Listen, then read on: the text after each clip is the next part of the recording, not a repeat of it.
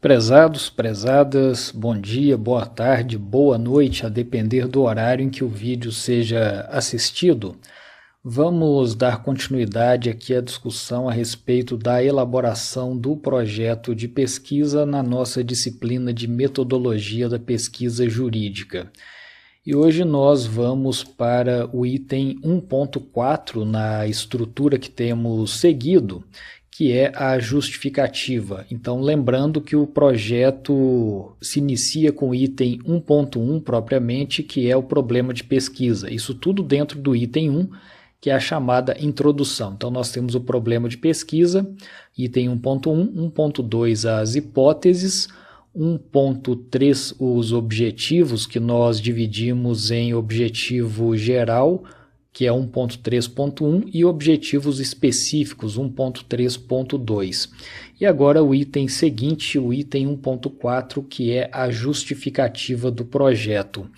A justificativa é o item do projeto em que nós vamos apresentar a pertinência da pesquisa. Então, eu costumo dizer que é o tópico em que nós vamos vender o peixe, ou seja, nós vamos convencer o órgão financiador que vai bancar a nossa pesquisa de que a pesquisa é pertinente. Nós vamos convencer a banca do mestrado, do doutorado que vai nos aprovar no programa de pós-graduação, que a proposta de projeto que nós apresentamos, a proposta de pesquisa que nós apresentamos, é importante para aquela área de conhecimento. Então, aqui, a ideia geral do item da justificativa em qualquer tipo de projeto é convencer aquele que vai analisar, aquele que vai ler o projeto da pertinência do tema proposto, a pertinência da pesquisa proposta. Então, em linhas gerais, essa que é a noção desse item 1.4 da justificativa. E aqui, como nós fizemos no item anterior, também nós vamos fixar uma subdivisão do item em dois subitens. O item 1.4.1, que será a nossa justificativa pessoal, e o item 1.4.2, que será a nossa justificativa teórica. Na verdade, o item que é obrigatório na parte de justificativa é essa justificativa teórica. Então, eventualmente, num projeto que não traga essa subdivisão, nós teremos apenas o 1.4, a justificativa, onde se pressupõe uma justificativa teórica a respeito do tema do projeto de pesquisa. Mas é comum também, embora opcional, é comum que o candidato inclua esse item de justificativa pessoal. Então, para nós, para podermos treinar, para podermos praticar, é obrigatória a inclusão dos dois tópicos, a justificativa pessoal e a justificativa teórica. E é até uma forma de nós entendermos bem a distinção entre ambos e principalmente o que deve constar na justificativa teórica, que é o item principal. Mas então reparem, nós no nosso modelo teremos o 1.4 e diretamente passamos a 1.4.1, ou seja, nós vamos escrever algo só aqui no 1.4.1. Então nada de desenvolver qualquer ideia, nenhum texto aqui depois do item 1.4. Nós já passamos imediatamente para o primeiro subtópico 1.4.1.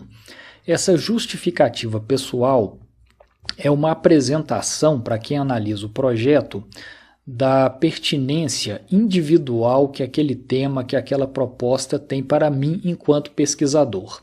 Então aqui nós vamos convencer a banca, vamos convencer a agência de fomento, vamos convencer o professor da disciplina, no nosso caso, de que nós temos um interesse subjetivo por aquele assunto.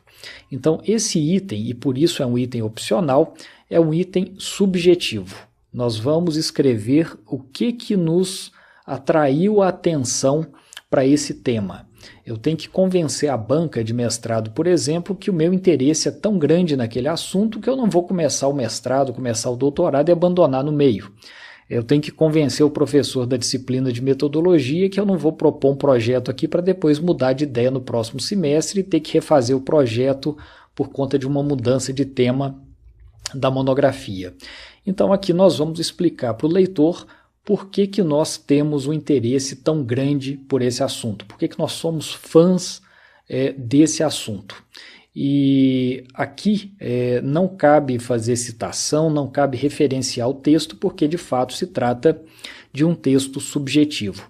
Mas ainda assim, mesmo sendo subjetivo esse tópico, eu vou passar, como de costume, uma fórmula geral, uma receita geral, uma moldura geral, que cada um vai desenvolver depois no seu projeto. Mas nós vamos combinar de começar a redação desse tópico escrevendo da seguinte maneira: o nosso interesse pelo tema de pesquisa surgiu quando? E aí cada um vai completar a frase da maneira que julgar mais pertinente, apresentando aí esse interesse pelo assunto. Então, repetindo, nosso interesse pelo tema de pesquisa surgiu quando?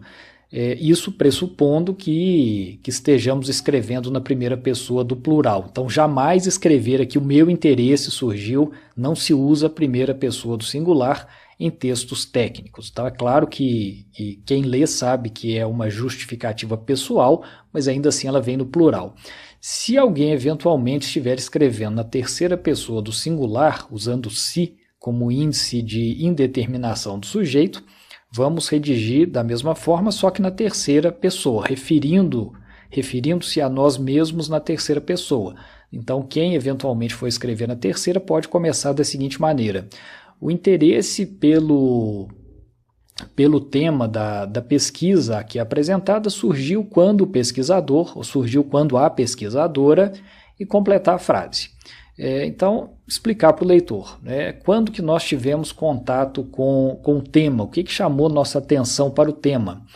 Então, por exemplo, nós tivemos o interesse a partir do momento em que assistimos a uma aula na graduação, em tal período, com o professor fulano de tal. E aí cabe colocar o nome completo do professor e só nesse caso talvez uma nota de rodapé com o link para o currículo Lattes do professor. Então foi assistindo a uma aula do professor Emerson Alves Andena, professor William Louro, professora Vanessa Bastos, etc. Então dá para colocar aí, se for o caso de ter sido apresentado por algum professor em sala de aula, um link para o currículo Lattes desse professor, dessa professora, em nota de rodapé. O nosso interesse pelo tema surgiu quando assistimos a uma reportagem em determinado noticiário em que foi apresentada tal ou qual situação da violência doméstica, da questão dos transexuais, enfim. E se houver o vídeo disponível no YouTube, por exemplo, em alguma plataforma online, cabe também colocar um link aí só para indicar a fonte da informação. Nós tivemos o interesse pelo tema, o nosso interesse pelo tema surgiu quando nós lemos o capítulo tal do livro do professor fulano de tal que traz que é necessário uma pesquisa maior a respeito desse assunto, ou quando nós tivemos um processo judicial de investigação de paternidade na nossa família, enfim, a justificativa é subjetiva. Então, o que nos chamou a atenção para o tema? E aqui fica uma boa dica, no mestrado e depois no doutorado, fica muito bom nós justificarmos pessoalmente a proposta de pesquisa dizendo que nós começamos a tratar do tema lá na graduação, quando fizemos a monografia de conclusão de curso, depois nós desenvolvemos o tema no mestrado e agora pretendemos levá-lo ainda de maneira mais aprofundada para a pesquisa no doutorado. Então essa ideia de que já faz muito tempo que nós lidamos com o tema é sempre uma boa justificativa. Demonstra para a agência de fomento, demonstra para o programa de pós-graduação que a pesquisa vai ser levada até o final porque ela já vem sendo feita há bastante tempo. Então vocês podem inclusive trazer nosso interesse surgiu quando fizemos um trabalho para a disciplina do professor fulano de tal na graduação, e agora nós queríamos aprofundar a questão. Então, uma ótima justificativa também. Enfim, os motivos de cada um são evidentemente pessoais, mas colocar aqui o que do ponto de vista pessoal, enquanto estudante de direito, enquanto cidadão, enquanto indivíduo, nos cativou a a atenção, de modo que nós pretendemos dedicar o esforço da monografia de conclusão de curso para o aprofundamento desse tema. Então, cada um fique aí à vontade. Como eu disse, não é necessário citar trechos de obra, não é necessário fazer referenciação a propostas teóricas de autor, só a indicação dessa fonte de interesse. Se foi uma reportagem de jornal, uma reportagem de telejornal, uma aula de um professor, um tópico, um capítulo de um livro, um artigo científico que alguém indicou, um parente que faz outro curso, um namorado ou namorada que faz história, que faz psicologia, que faz administração de empresa, que um dia comentou num bate-papo, enfim, descrever essa situação, como nasceu seu interesse, mas sempre na primeira pessoa do plural ou terceira pessoa do singular. Então pode ser um texto curto aí de um parágrafo, 5, 6 linhas, mais do que suficiente. Então a ideia é essa, demonstrar que você de fato tem esse interesse pessoal pelo tema. E aí nós passamos ao item 1.4.2, ainda dentro da justificativa, que, como eu antecipei, é o item principal, esse sim obrigatório, de qualquer projeto de pesquisa e que dá realmente mais trabalho de ser elaborado. A justificativa teórica, como o nome indica, aí sim não é subjetiva, mas uma justificativa objetiva.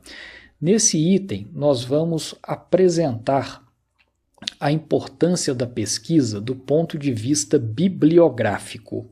Então, a utilização desse termo justificativa teórica nos remete a uma pertinência, a uma demonstração de relevância da pesquisa de uma perspectiva bibliográfica. Então, nós vamos apresentar para o leitor por que é que, do ponto de vista da produção bibliográfica, existe uma necessidade de se escrever mais, de se pesquisar, de se aprofundar nesse assunto que está sendo proposto. E aqui, portanto, reparem, a justificativa não diz respeito a uma questão social, não diz respeito a uma questão empírica ou operacional do direito.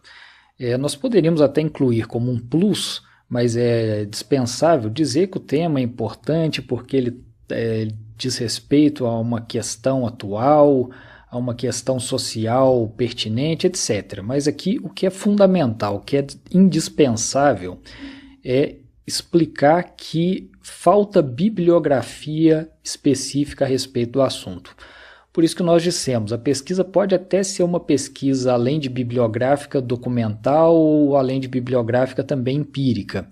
Mas o ponto de partida, o que move qualquer pesquisa, é a ausência de bibliografia naquela área de conhecimento a respeito do assunto.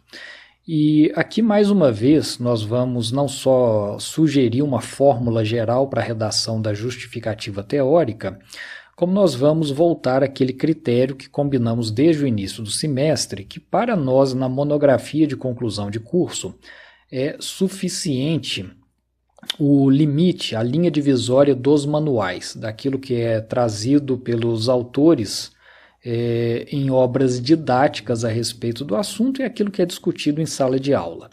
Então nós vamos, por isso mesmo, começar a redação desse item 1.4.2 dizendo o seguinte, e aí todos podem transcrever esse início no próprio projeto e depois dar continuidade no texto.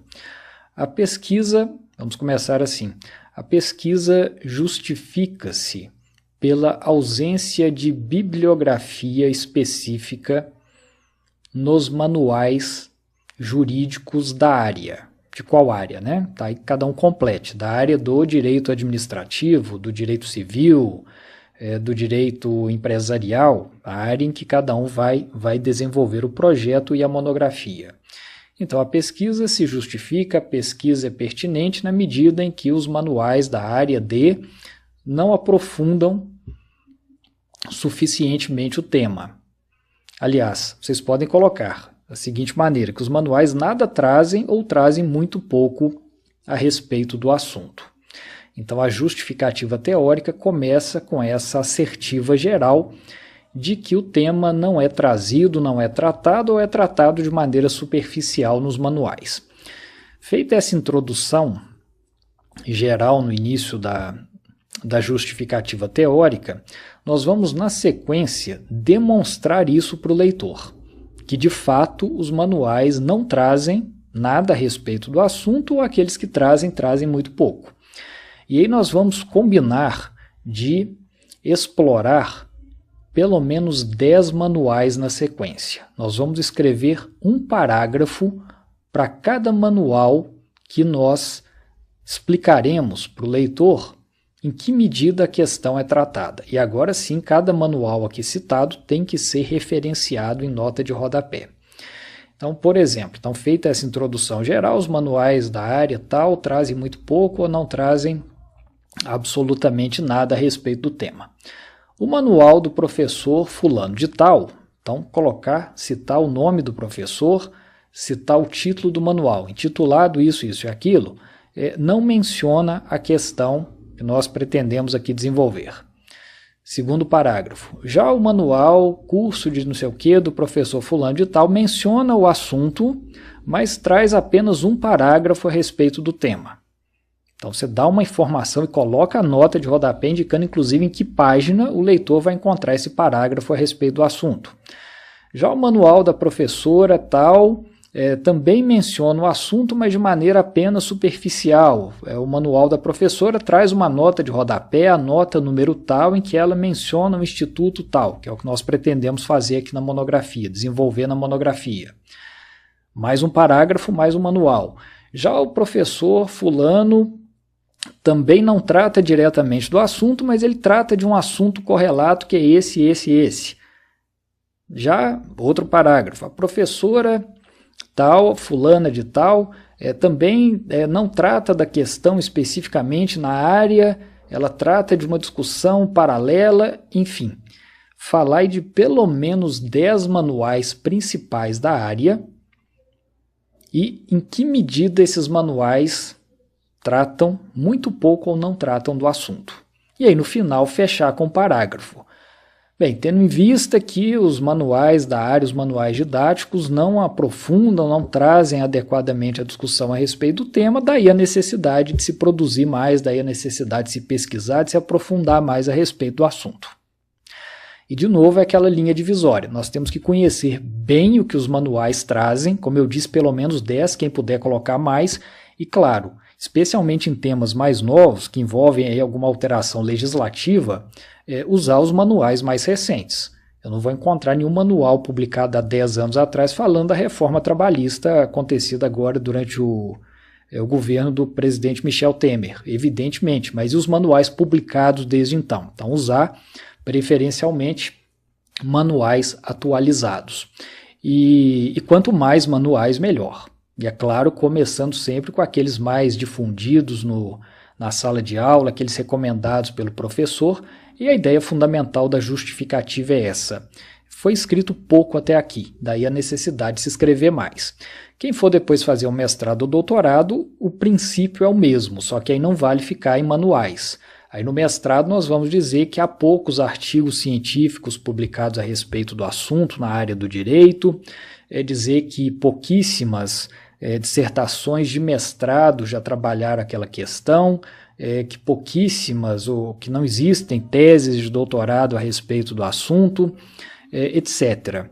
E aqui nesse tópico, seja graduação, mestrado ou doutorado, é de novo aquela ideia.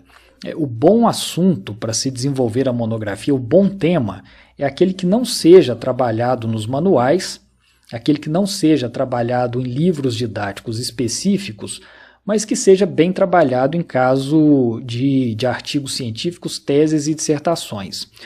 E vale também aquela ideia de que é ótimo usar um tema que não é bem trabalhado no direito, mas que tem uma boa produção bibliográfica em outra área.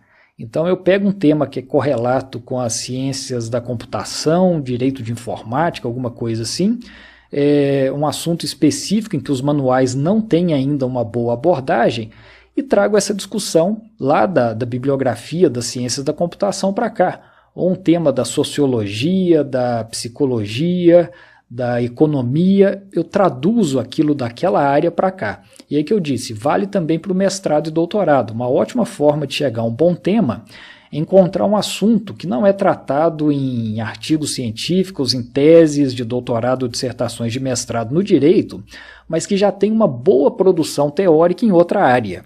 E aí a dissertação vai se tornar uma espécie de adaptação, de tradução, como eu disse, desse assunto para o linguajar, para a compreensão do jurista. Então é uma boa forma também de conduzir uma pesquisa, dando uma boa contribuição para a nossa área, e sem um grau de dificuldade muito grande, na medida em que é um material que já está sistematizado, que já está pronto em outras áreas de conhecimento. É claro, pressupõe aí esse interesse pessoal do autor do projeto, do autor da pesquisa, por aquela área correlata. E, aliás, essa área pode ser qualquer área, já que o direito dialoga com todas as áreas de conhecimento, o direito diz respeito a todos os campos de conhecimento científico humano. Então, uma boa proposta, seja para a graduação, para o mestrado, ou depois para o doutorado, fazer essa transição de um assunto que não é desenvolvido no direito, mas que já tem uma boa produção bibliográfica em outra área. Para nós é suficiente, portanto, essa ideia de dizer que os manuais didáticos não abordam o assunto com a devida profundidade, e aí mencionar pelo menos 10 manuais, como eu disse, quanto mais manuais, melhor nesse tópico, e especificar o que cada um diz, indicando sempre a origem da informação. Bem, redigindo dessa maneira, todos terão uma ótima justificativa teórica. Então, de novo, fechando com a ideia de que a pesquisa é importante porque há muito pouco ainda escrito a respeito do assunto.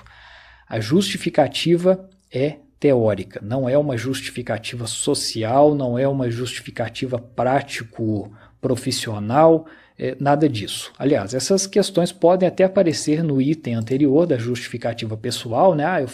Nós fizemos um estágio na vara tal, etc.